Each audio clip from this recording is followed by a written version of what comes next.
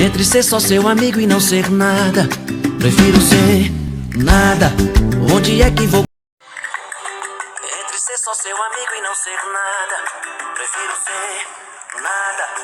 Onde é que vou guardar? Léo Magalhães, sucesso e a história.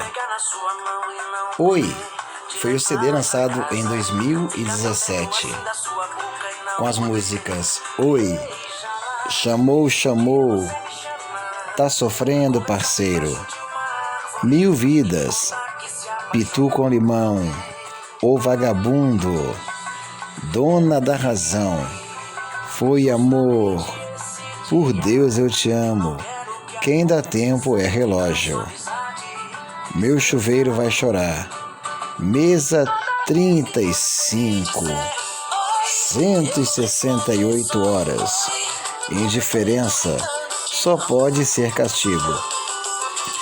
Essas canções fizeram parte do CD Oi, lançado em 2017 pelo cantor Léo Magalhães.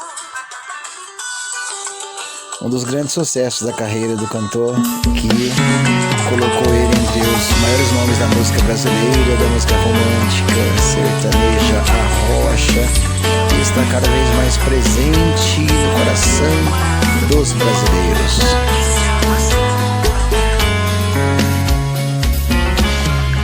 Já falei pra você